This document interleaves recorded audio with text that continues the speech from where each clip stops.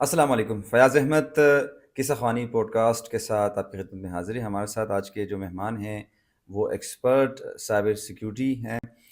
कम उम्र में इन्होंने साइबर सिक्योरिटी में काफ़ी हद तक काम किया, ना सिर्फ़ मुल्क के अंदर बल्कि इंटरनेशनली भी काम कर रहे हैं।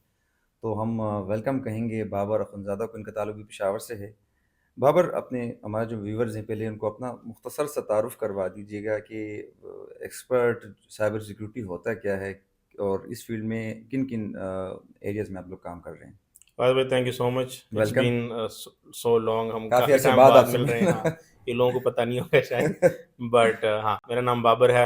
मेरा स्कूल ब्रॉट अप सारा पेशावर से ही हुआ है। सही। और अब मैं एक कंपनी रन करता हूँ साइबर सिक्योरिटी की, हुँ, हुँ। जहाँ हम ग्लोबली साइबर सिक्योरिटी सर्विसेज देते हैं लोगों को, कंपनीज़ को, specially with in US, with in UK, with in Europe region. इसमें काफ़ी डिफरेंट प्रोडक्ट्स भी हैं हमारे पास जो कि हम कंपनीज़ को देते हैं। सो मैं तकरीबन कोई 10 साल से साइबर सिक्योरिटी के फील्ड में हूँ, और इतने टाइम ड्यूरेशन में मैंने तकरीबन 100 प्लस कंपनीज़ के साथ काम किया है जो कि यूएस ज़बरदस्त, सिलिकॉन वैली में बेस्ड हैं। सो ज़बरदस्त। जिसमें adobe, eBay, Apple, Nokia, Microsoft.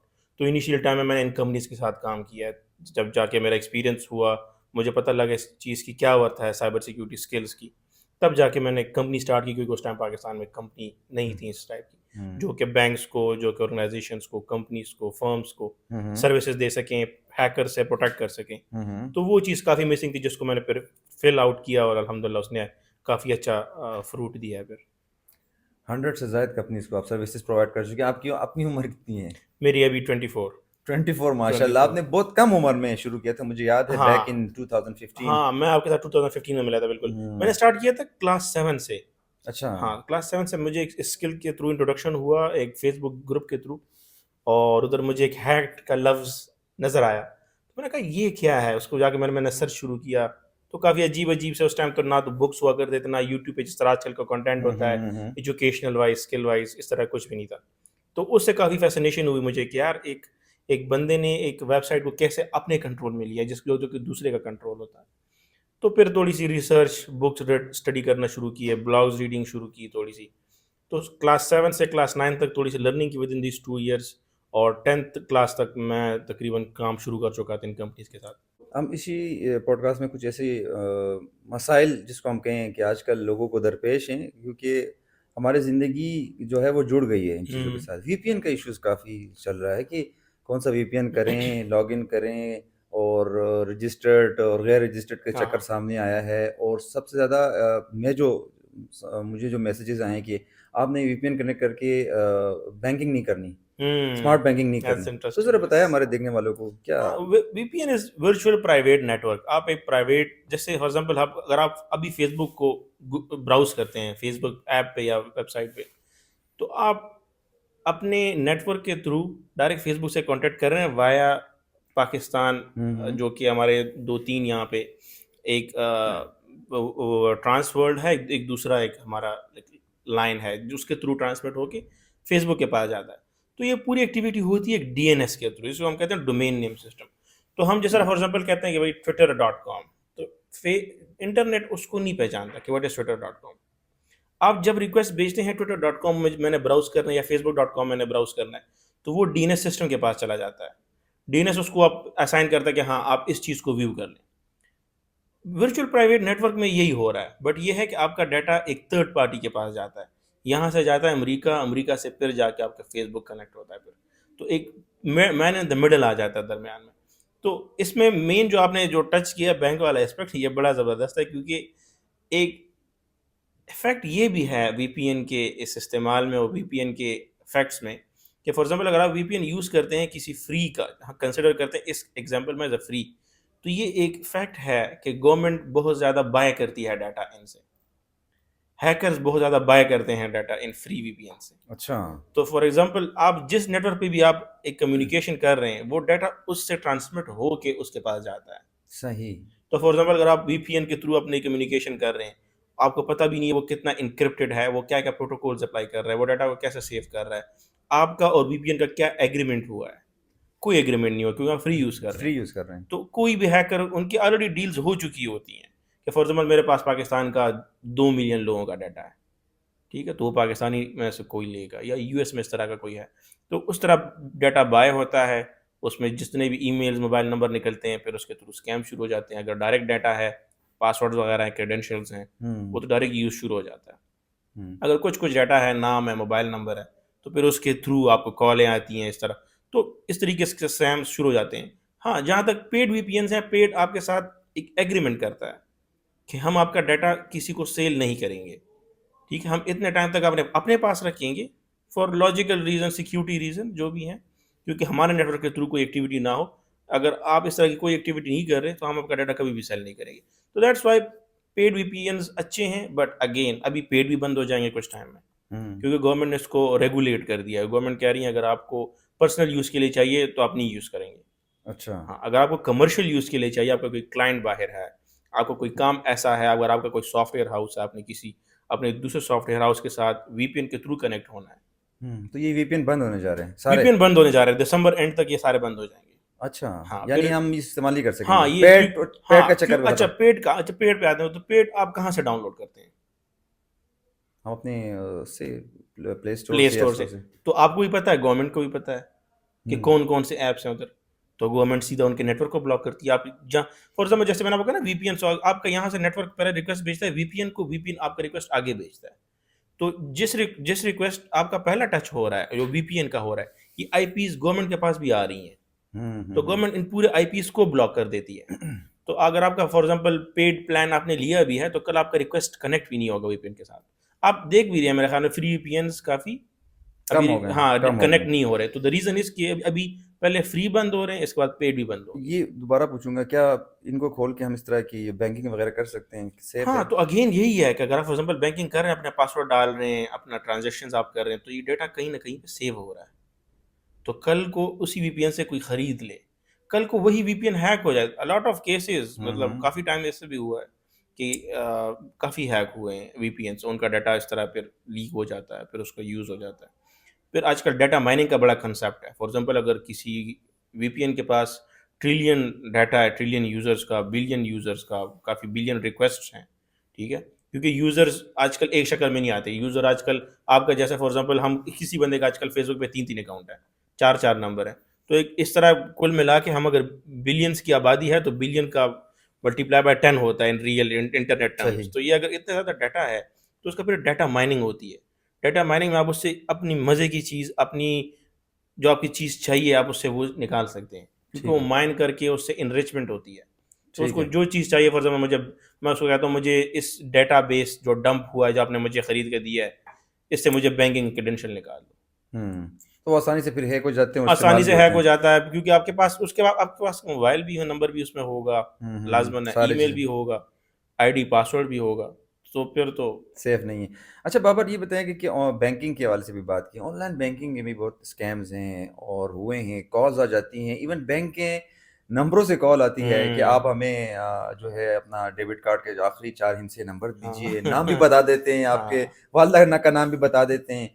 तो हाउ इट्स पॉसिबल? अच्छा, ये इस तरह के हैक्स के थ्रू ही पॉसिबल है, ठीक है? क्योंकि अभी जब जैसे हमने डिस्कस किया ना, फॉर एग्जांपल इस तरह के, फॉर एग्जांपल आपने कोई वीपीएन यूज़ किया, कोई इस तरह का वल्नरेबल नेटवर्क आपने इस्तेमाल किया है, जो कि मैलिशियस था, कि कोई उसको मॉनिटर कर रहा था। अच्छा। तो पेमेंट टर्म्स में ये है, कार्ड ट्रांजैक्शन में, ऑनलाइन बैंकिंग में, कि आपकी कुछ-कुछ चीज़ें लास्ट पार्टी को शो होती हैं। जैसे कि 4 हिंट्स है आखिर वाले हम्म। कार्ड के, हम्म। तो आपको वो पब्लिक होती हैं। ठीक है? एक कंपनी के पास वो पब्लिकली शो होती है, बाकी चीज़ें हिडन होती है। अगर आप कोई कार्ड पे ट्रांज़ैक्शन करते हैं एक अच्छे प्लेटफ़ॉर्म पे, तो उनको सिर्फ़ आखिर 4 नज़र आते हैं। तो इसमें काफ़ी कभार ये शॉपिंग वाले वेबसाइट्स इन्वॉल्व होते हैं, उनके एम्प्लॉइज़ इन्वॉल्व होते हैं। सेम बैंक के एम्प्लॉइज़ काफ़ी डाटा लीक कर लेते हैं, क्योंकि उनको ये इन्फॉर्मेशन पब्लिक अवेलेबल होती है। बाकी चीज़ें थोड़ी सीक्रेट होती हैं, वो हम्म। इतनी ईज़िली अवेलेबल नहीं होती हर एक एम्प्लॉयी को। बट ये वाला डाटा काफ़ी ईज़िली अवेलेबल है। इसका मेन, जो आपने कॉल वाली बात की, इसको कहते हैं कॉल स्पूफिंग। तो कॉल स्पूफिंग के काफ़ी सॉफ्टवेयर्स हैं। आप उसमें नंबर डाल दें कि मैंने इस नंबर से फलाने बंदे को कॉल करनी है, हम्म। तो आप इज़िली कॉल कर सकते हैं। अच्छा। दूसरा, इसका जो मेन हम एक गलती करते हैं ज़्यादातर, हर एक बैंकिंग का ऐप है, हर एक बैंक का ऐप है। बट कुछ-कुछ लोग अभी भी मोबाइल के थ्रू वेबसाइट पे जाके, जिसको हम इंटरनेट बैंकिंग कहते हैं, उसके थ्रू ब्राउज़ करते हैं। तो रिसेंटली एक इस तरह का स्कैम हुआ एक बंदे के साथ, कि उसने जाके गूगल पे जाके मीज़ान बैंक लिख दिया था। तो आपने गूगल पे स्पॉन्सर्ड ऐड देखे होंगे, इंस्टेड ऑफ के मीज़ान का अपना लिंक ऊपर आता, वो जो स्कैमर है उसने अपना ऐड लगाया था वो पहले आ रहा था, और ठीक। मीज़ान में एक ई कम था बस। अच्छा। और उसने लॉगिन किया, अपना आईडी पासवर्ड डाला, उसने आखिर में उसको आया कि अभी सर्वर डाउन है ये, मगर आपका आईडी और पासवर्ड तो उसके पास चला गया क्योंकि आपने टाइप कर दिया उसी के सिस्टम में। सही। मीज़ान का अपना सिस्टम तो नहीं है वो, व्यू शक्ल उसकी बिल्कुल वैसे वो की वैसे स्कैमर ही। है। हाँ, तो आजकल ये एड्स भी चल रहे हैं, आपको पता भी नहीं होगा ये यूआर, इस तरह बहुत सारे आपको गूगल बिल्कुल गूगल की तरह नजर आएगा, मगर उसमें जो ओ होगा वो टर्किश ओ होगा, ठीक। जो उसका ई है वो कोई वियतनामीज कोई लैटिन ई होगा। हम तो स्पेलिंग सिर्फ पढ़ते हैं या सही देखते समझ हैं, गया। हम उसके कैरेक्टरिस्टिक को नहीं देखते कि कैसा है, हम्म। टेढ़ा है, क्या है। आजकल ये स्कैम्स बहुत ज़्यादा हैं, तो इसके थ्रू काफ़ी ज़्यादा हो रहे हैं, कॉल के थ्रू तो बहुत ज़्यादा हो रहे हैं, क्योंकि वो एक एज अ रिप्रेजेंटेटिव आ रहा होता है आपके पास और कॉल का नंबर भी सेम है। तो इसके लिए बैंक वालों ने भी यही किया है कि वी वॉन्ट कॉल यू, मतलब वो हम मैसेज आ जाता है। हाँ, कि हम आपको कॉल कभी भी नहीं करेंगे और ना आपसे कभी बात, बस लोग डर जाते हैं चीज़ों से कि आपका आईडी ब्लॉक हो रहा है, आपके बैंक हम ब्लॉक कर रहे हैं, आपके पे कोई केस आए, आपकी जी ट्रांजैक्शन जी, ये बहुत सुना है। खतरनाक ट्रांजैक्शन आपने कर ये ली सारे हुई है। फेक कॉल्स हैं। हाँ, ये सारे फेक कॉल होते हैं। ठीक है। ऑनलाइन शॉपिंग की बात की, इस पे भी बात करते हैं। ये हमारे दोस्तों के साथ भी हो चुका है। ये ऑनलाइन जो शॉपिंग के नाम पे स्कैमर्स होते हैं, उन्होंने भी काफ़ी अपने कारोबार शुरू किया हुआ है। तो ये इनका तरीका वारदात किस तरह होता है, उनसे कैसे बचा जा सकता है? आजकल तो बहुत ज़्यादा फेक ऑर्डर्स भी बहुत ज़्यादा आते हैं। हम्म। आप ऑर्डर कोई और एक चीज़ करते हैं, आती कोई दूसरी है। अगेन इट्स अबाउट रेपुटेशन, आप जहाँ से बाय कर रहे हैं कोई चीज़, वो कितनी रिप्यूटेबल है। अगर वो काफ़ी रिप्यूटेबल है तो आपका डाटा भी उस तरीके से अच्छे तरीके से सेव करेंगे। जिस तरह मैंने आपको कहा ना, पेमेंट ऑनलाइन, तो पेमेंट के लिए एक प्रोसेसर है ग्लोबली, ठीक है, जिसको हम कहते हैं पीसीआई डीएसएस। एक काफ़ी कॉम्प्लेक्स टर्म है, बट यह है कि उसमें एक ग्लोबल कंपनी इन्वॉल्व होती है कोई भी ट्रांजैक्शन में। तो वो ग्लोबल कंपनी आपको कहती है कि आप किसी कस्टमर का ट्रांजैक्शन वाला डाटा अपने पास सेव नहीं कर सकते, मैं उसको अपने पास ट्रांसमिट करके आगे भेजूंगा, अब अपने पास से ही नहीं कर। जो जैसे मशहूर कंपनीज हैं, दराज हैं, ये बड़े बड़े कंपनीज हैं, ये उस कंपनीज के अंडर आती हैं। ठीक है। तो उन इस तरह की, मतलब अगेन इस अबाउट द ट्रस्ट कि कुछ किस कंपनी के पास आपका डाटा जा रहा है, वो उसको कैसे डील करता है। तो ऑनलाइन शॉपिंग में तो आजकल यही सबसे ज़्यादा इशू है कि आप कार्ड्स उधर इस्तेमाल करते हैं और आपका कार्ड उधर से लीक करता है। आप अपना डाटा, मोबाइल नंबर, एड्रेस, नाम उधर यूज़ करते हैं, वो उधर से बाहर लीक हो जाता है। और उसमें अगेन कुछ कुछ शॉप के अपने लोग इन्वॉल्व होते हैं जहाँ से बाइंग सेलिंग हो रही होती है।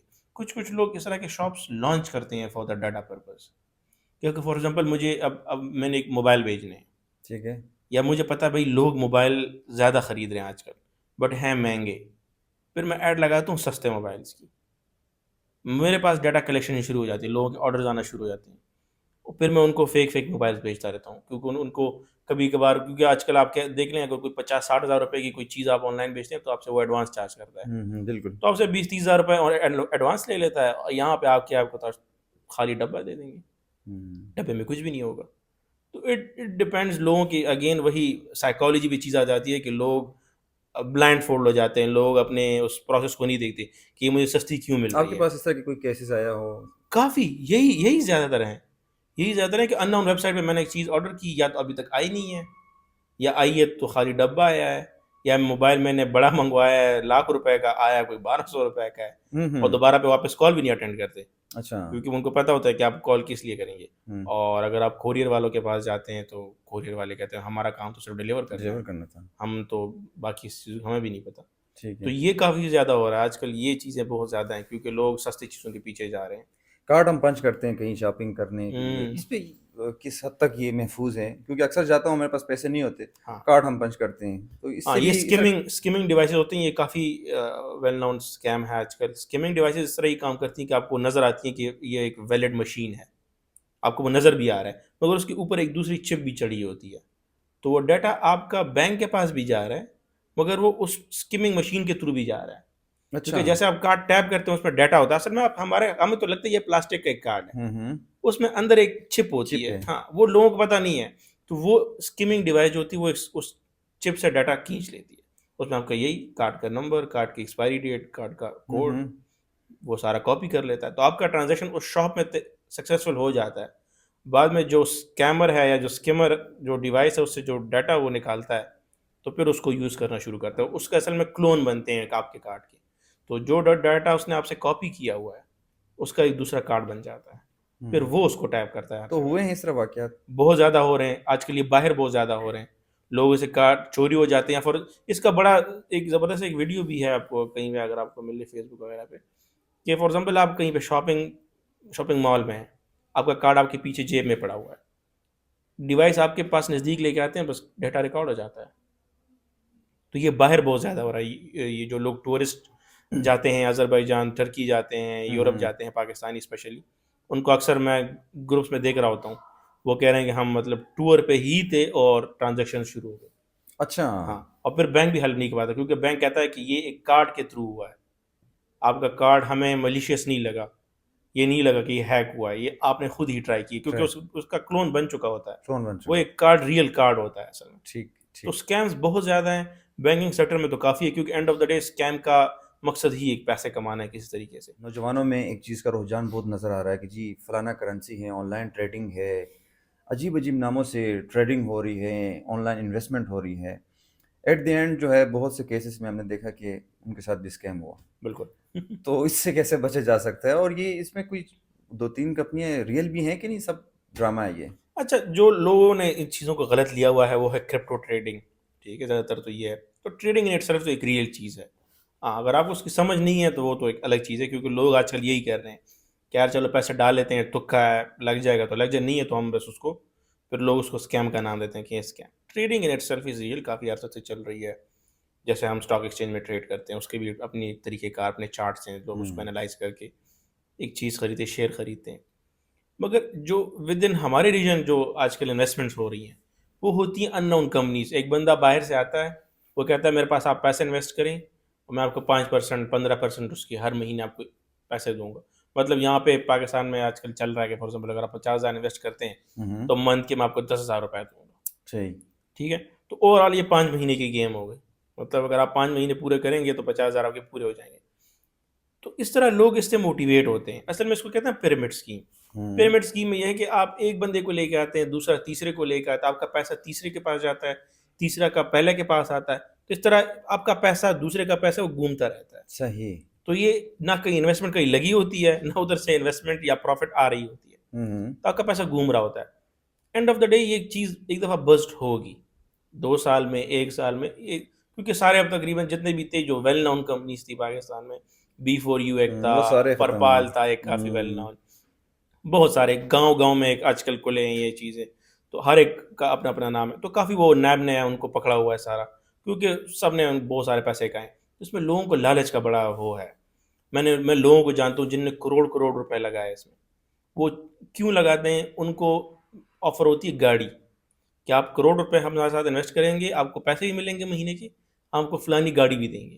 अब हुँ, वो ये नहीं सोचता कि मैं इस करोड़ रुपए से 30 लाख रुपए में वो गाड़ी भी खरीद सकता हूँ। हुँ। मगर सिर्फ़ वो इन्वेस्टमेंट के चक्कर में उससे अधिक अच्छा, वो सोच रहा है कि वो मुझे अपने पैसों पे गाड़ी स्कैमर के हाथ खरीद। चढ़ जाता है। हाँ, तो वो साइकोलॉजिकल लोगों को आजकल लालच बहुत ज़्यादा है, तो लोग सोचते हैं कि यार ये काफ़ी अच्छी अपॉर्च्युनिटी है। तो तब तक वो इसमें एंगेज होते हैं, हुँ। जब तक तो या वो वेबसाइट बंद नहीं हो जाती। यहाँ पर पेशावर में कुछ नौजवानों को देख रहा था, वो बता रहे थे कि "मायो इश्पक जे दुमनम यो लाख डॉलर मो हाँ। गटल और तुमरा" तो ये हकीकत है क्या? हाँ, तो ये क्रिप्टो क्रिप्टो ऐसा है, क्रिप्टो ऐसा है, दैट्स अच्छा, रियलिटी। हाँ, क्रिप्टो आपको एक दिन में आसमान में भी पहुँचा अच्छा, देगी। हाँ, एक दिन आपको पूरा ज़ीरो पे भी लेके आएगी। सही। तो इस तरह के कॉइन्स होते हैं। फॉर एग्ज़ाम्पल एक नया कॉइन आता है मार्केट में on a crypto trading platform. Again वो वही ट्रस्ट का इश्यू है, कि अगर आप उस कॉइन के पीछे लोगों को देखते हो किसने बनाया है, कौन-सी कंपनी उसके पीछे है, क्या टेक्नोलॉजी है, इस कॉइन का क्या इस्तेमाल होगा। तो लोग उसको फ्यूचरिस्टिकली बाय करते हैं, कि सही। फॉर एग्ज़ाम्पल एक कॉइन है, वो इतना बड़ा प्रोजेक्ट कर रहा है अपने आप को कि मैं बाहर 2-3 साल में पूरे हर एक शॉप में मैं यूज़ कर सकूँगा आपको। तो लोग उसको खरीद लेते हैं एक छोटे प्राइस पे, क्योंकि वो उसने प्रोजेक्ट किया होता है कि मैं 2 साल बाद मार्केट में आऊँगा। हुँ, तो हुँ। 2 साल में जब वो मार्केट में आता है, तो उसमें और लोग इन्वेस्ट करना शुरू करते हैं। तो अगर इस तरह की जब ज़्यादा इन्वेस्टमेंट होती है कॉइन के अंदर, तो कॉइन ऊपर जाता है। ठीक। तो लोग उसको प्रोजेक्टेडली यूज़ करते हैं। तो हाँ, कभी-कभार दिन में भी आपका ऊपर चल सकता है, और कभी वो जो प्रोजेक्शन आपकी ज़हन में है, वो गलत भी साबित हो सकती है। एआई आर्टिफ़िशियल इंटेलिजेंस मस्नूई ज़हानत का सुनते बहुत हैं, मोबाइलों में भी आ गया, ऐप्स में भी आ गया, बिल्कुल कुछ वीडियो जो एडिटिंग ऐप हैं वो तो काफी एआई बेस्ड हो गई हैं। तो कितना हमारे लिए फ़ायदेमंद भी है इंसानों के लिए ये मस्नूई ज़हानत, और नुकसानदेह भी है। देखिए नुकसानदेह तो काफ़ी है भी और नहीं भी, यूज़ पे डिपेंड करता है। क्योंकि जो ज़्यादातर आजकल केसेस आ रहे हैं वीडियो एडिटिंग के, काफ़ी फेस क्लोनिंग के, एक वीडियो में कोई और बंदा होगा, फेस क्लोन करके आपका बिल्कुल फेस मर्ज हो जाएगा उसमें, ठीक और है। आवाज़ भी बिल्कुल वही। आवाज़ भी बिल्कुल सेम, आवाज़ पूरा एक, वो वाली एडिटिंग नहीं है जो इससे पहले हो रही थी। इस टाइम पहले भी होती थी, वो पता लगता था कि एडिटिंग है। ये एक दूसरे तरीके से बिल्कुल आपका मतलब फेस बिल्कुल मर्ज हो जाते हैं उसमें।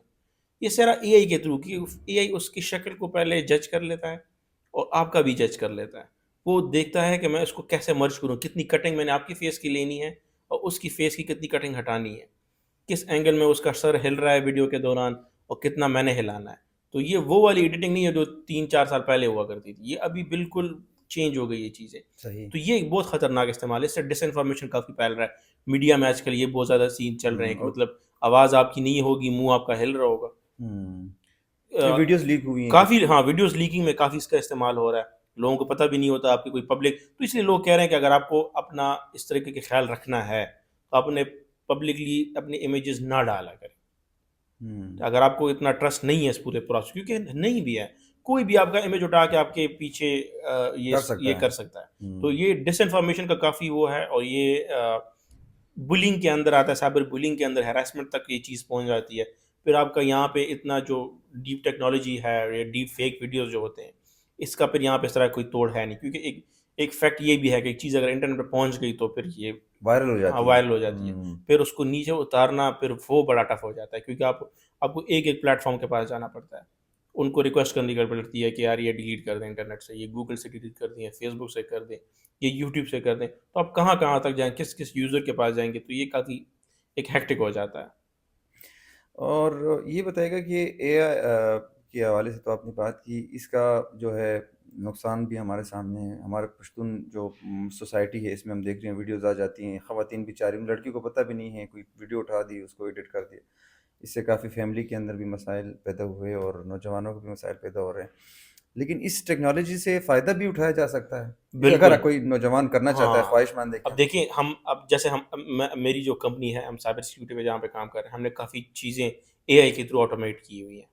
ठीक है? तो हमारे जो डेली के काम हैं, जो क्लाइंट्स के काम होते हैं, वो हम ऑटोमेट कर चुके हैं। सही। तो आप अपना काम इससे कमज़ोर कर सकते हैं, अपना काम अपना किसी और चीज़ पे फ़ोकस कर सकते हैं, वो जो जितना आपका टाइम कम हो रहा है। तो लोग इसको काफ़ी टाइम से मतलब कंटेंट क्रिएशन के लिए लोग यूज़ करते हैं, आइडियाज़ के लिए। फॉर एग्ज़ाम्पल अगर किसी के पास कोई आइडिया नहीं है काम करने का, तो आप एआई से पूछें कि मेरे पास कोई पैसे नहीं है, हुँ, हुँ, हुँ। मेरे पास, मैं यूनिवर्सिटी जाता हूँ, मेरे पास एक बैग है, मैं क्या इससे क्या कारोबार कर सकता हूँ? इस तरीके से आप काफ़ी चीज़ें एआई से पूछ सकते हैं, एआई आपको गाइड करेगा। तो काफ़ी इस तरह के प्रॉब्लम्स, आज एजुकेशन इससे काफ़ी ईज़ी हो गई है। आपकी मतलब मैथमेटिकल प्रॉब्लम्स आप ईज़िली काफ़ी इससे ईज़ी सॉल्व हो कर गए हैं। सकते हैं। ऐसे राइटिंग इतनी आसान हो गई। ऐसे राइटिंग आसान, हर चीज़ आसान हो गई है। हुँ, द ओनली थिंग इज़ कि आप कैसे यूज़ कर सकते हैं। सही। तो काफ़ी लोग उस मतलब सॉफ्टवेयर इंडस्ट्री में तो काफ़ी उन लोगों ने अपना काम ऑटोमेट कर लिया है इससे। हुँ, और प्रोजेक्शन भी यही है कि आहिस्ता-आहिस्ता ये काम ज़्यादा आपके लिए आसान करेगी। But hmm, the only thing is कि इससे लोग थोड़े-से लेज़ी हो रहे हैं। लेज़ी हो रहे हैं। लोग मतलब जो जब आपकी क्रिएटिविटी इससे पहले आती वो थी, ख़त्म हो रही हाँ, है। वो ख़त्म हो गई, क्योंकि लोग पहले सोचते थे, अपने ज़हन का इस्तेमाल करते थे। तो उसके थ्रू आपका ज़हन और नरिश होता था और एनहांस सोच सकता था वो। वो थोड़ा-सा कम हो गया, क्योंकि जैसे आप ऐसे राइटिंग का कह रहे हैं, तो बंदा एक क्रिएटिविटी सोचता हम है। लिखते थे हाँ, शुरू कि में बंदा बहुत शुरू ही, मुश्किल भी होता था, हाँ, 250 वर्ड्स बंदा लिखने थोड़ा-सा हैं। सोचता है कि यार मैंने अब इसको कैसे कंस्ट्रक्ट करना है, हुँ, स्टार्ट टू एंड बॉडी क्या। ठीक अभी है। बंदा कहता है फलाना ऐसे बस जनरेट कर दो और बस खत्म। तो बंदे का भी ये सोच रह गई है कि मैंने प्रॉम्प्ट क्या देना है एआई को। ठीक है। Facebook, TikTok, social media apps ये किस हद तक सिक्योर हैं? हाँ, बहुत ज़्यादा नहीं, काफ़ी हद तक हैं। उनने एज़ अ प्लेटफ़ॉर्म वो काफ़ी ट्राई करते हैं चीज़ को सिक्योर बनाने में। अगेन जो पहले मैंने बात की थी ह्यूमन साइकोलॉजी की, लोगों को खुद आइडिया नहीं होता। अब देखिए लोगों को दूसरे घरों में जाके कोई भी वाईफ़ाई कनेक्ट करना, पब्लिकली वाईफ़ाई कनेक्ट करना, लोगों को बड़ा नॉर्मल लगता है। किसी हुँ, भी मॉल में जाके अच्छा। वाईफ़ाई कनेक्ट करना, ये हुँ, काफ़ी ईज़ी है। हुँ, अगर आप फॉर एग्ज़ाम्पल मैं किसी मॉल में जाके एक वाईफ़ाई क्रिएट कर दूँ, तो आप कनेक्ट करेंगे कि नहीं करेंगे? करेंगे। सब खुश करेंगे, होंगे कि खुश फ्री होंगे। है। मैं उस नेटवर्क पे एक सॉफ्टवेयर इंस्टॉल करूँगा, अच्छा। कि मैं इस नेटवर्क को मॉनिटर करना चाहता हूँ, इस नेटवर्क पे क्या क्या हो रहा है। तो उस ड्यूरेशन पे जो भी नेटवर्क फ्लो होगा वो मेरे पास सेव होगा। अच्छा, वो डेटा जैसे आएगा हमने, आपके पास? हाँ, वो डाटा आएगा आपके पास। अच्छा। जैसे हमने वीपीएन की पहले बात की कि आपके पास आपका डाटा वीपीएन वालों के पास पड़ा होता है। अच्छी बात जो है वो उनकी साइड से कि वो आगे नहीं भेज रहे उसको। हम्म। जो हमारे इसमें है, जो वाईफाई वाला, जो फेसबुक और ट्विटर और ये सारी चीज़ें, हम्म। इसमें ये है कि ये हम्म। आपका डाटा आप बेच सकते हैं। तो हम्म। लोगों को ये ख्याल करना चाहिए कि हम जो कंप्यूटर यूज़ कर रहे हैं वो किसी हम्म। और का नहीं हो। हम्म। अगर हम फॉर एग्जांपल वाईफाई यूज़ करें, पब्लिक वाईफाई कितना सिक्योर है, किसका है? हम्म। ज़्यादा पब्लिक वाईफाई सिक्योर नहीं और ये होते। हुए हैं वाकयात इस तरह बहुत वाईफाई के ज़्यादा थ्रू? होते हैं, बहुत ज़्यादा होते हम्म। हैं, क्योंकि लोगों को नहीं अंदाज़ा होता कि हम्म। पब्लिक वाईफाई है, कैसा है, हम्म। किसका है, और किसी हैकर ने बनाया होता है। वो हम्म। उसको मॉनिटर कर रहा होता है कंटिन्यूअसली। हम्म। तो जो आप फेसबुक उस टाइम ब्राउज कर रहे हैं, जो आप किसी हम्म। को तस्वीर भेज रहे हैं, जो आप हम्म। टेक्स्ट भेज रहे हैं, जो आप पासवर्ड हम्म। टाइप कर रहे हैं, हम्म। वो सारा उसके पास जा रहा होता है। तो ये ठीक। बड़ा ईज़ी हो जाता है लोगों को, हैकर्स के लिए, कि ठीक। मतलब आपका मशवरा क्या होगा?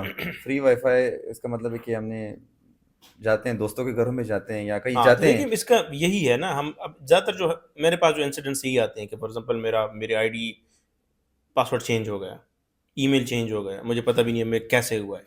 तो अगर आप उसको थोड़ा-सा ट्रेस बैक करते हैं तो उसने कहीं न कहीं पे उसको ऑन छोड़ा होगा, ठीक है? या उसने कोई ऐसे ऐप के थ्रू उसमें लॉगिन, फॉर एग्ज़ाम्पल नॉर्मली आजकल आते हैं, फॉर एग्ज़ाम्पल कोई सर्विस आप ब्राउज़ करते हैं, तो आपको कहता है लॉगिन विद फेसबुक हम्म। या लॉगिन विद गूगल यस। या जीमेल। यस।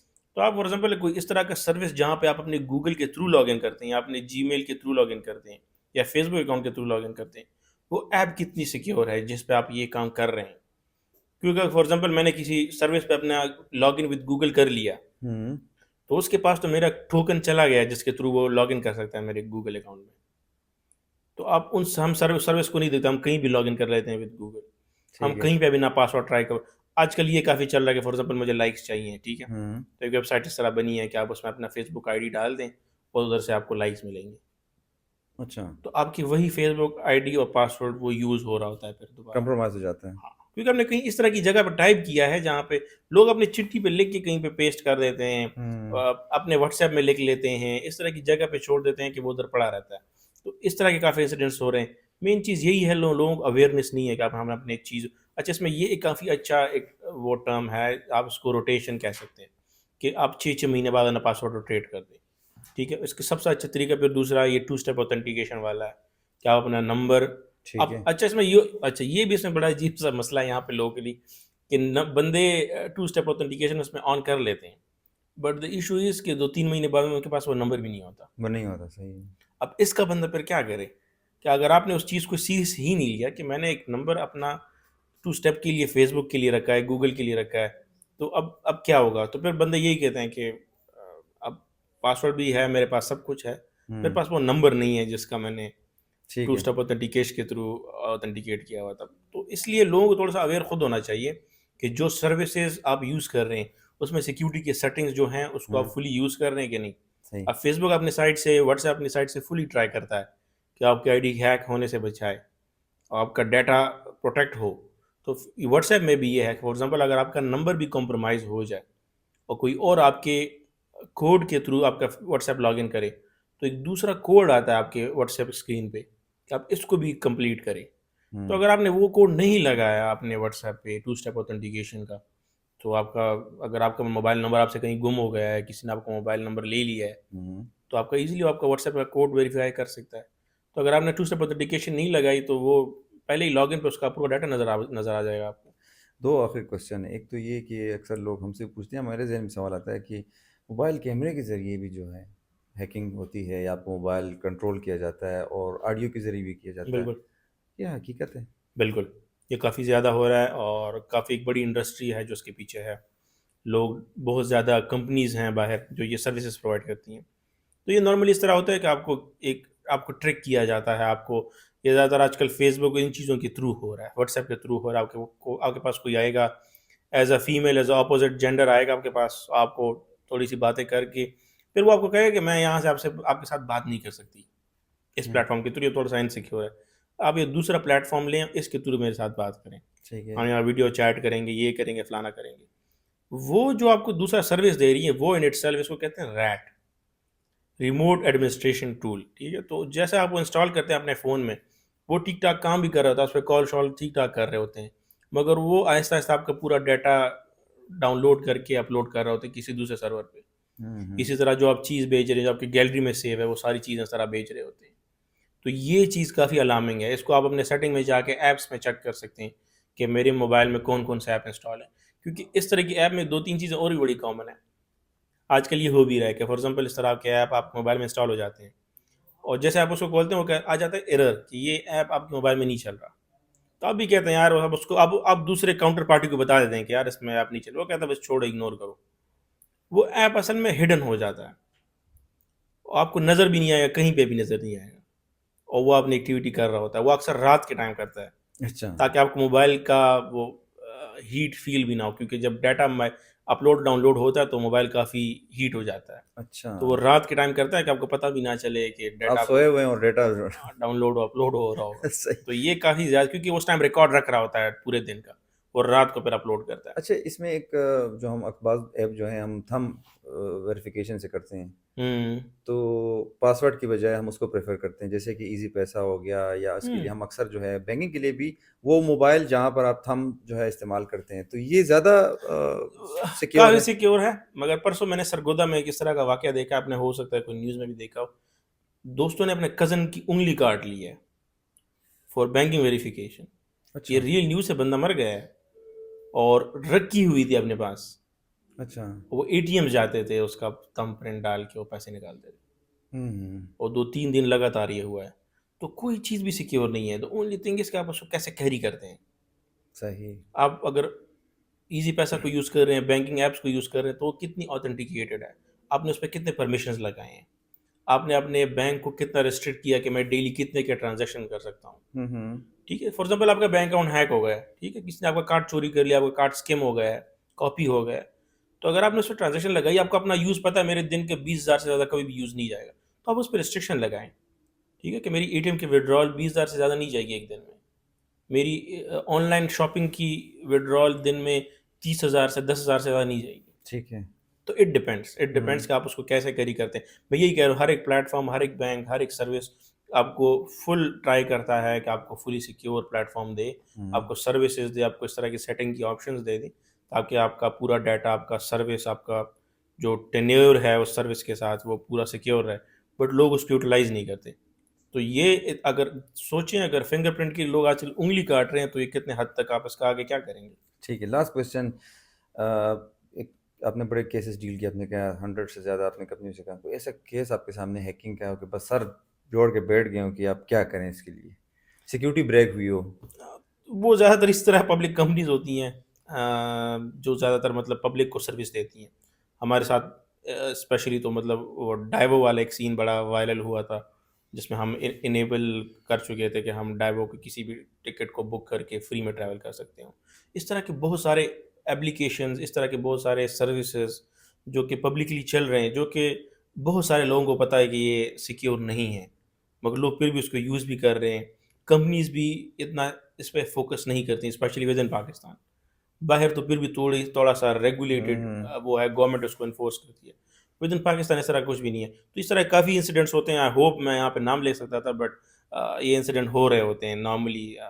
किसी कंपनी का नाम लिए बगैर आप कोई वाकया बताएँ?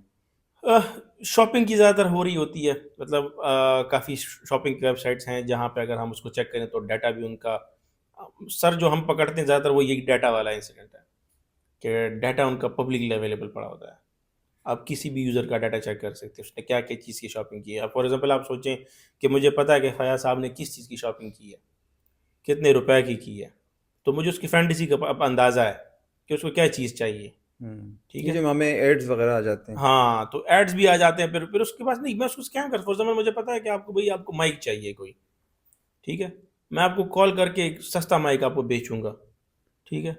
या आपका फॉर एग्ज़ाम्पल मेरे पास एड्रेस भी आ गया है, आपके मेरे पास प्रोडक्ट की लिस्ट भी आ गई है, तो मैं आपको नेक्स्ट टाइम आपका ईमेल, आपका मोबाइल नंबर मार्केटिंग पर्पज़ के लिए यूज़ कर सकता हूँ।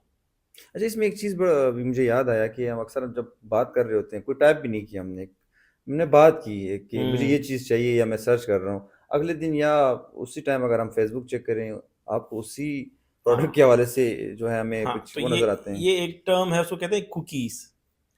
आपने कभी वेबसाइट ब्राउज़ करते हुए नीचे आ जाता है कि एक्सेप्ट ऑल कुकीज़, हुँ, decline yes, all yes, cookies. Yes, yes, तो हम बिल्कुल। नॉर्मली एक्सेप्ट कर देते हैं या खुद करते हैं, ये वेबसाइट हमसे फोर्सफुली खुद ही करवा देती है। तो ये कुकीज़ के थ्रू होता है। आपका जब गूगल में आप सर्च करते हो तो आपका जीमेल लॉगिन हुआ होता है, तो कुकीज़ आपकी जीमेल में सेव हो रहती हैं।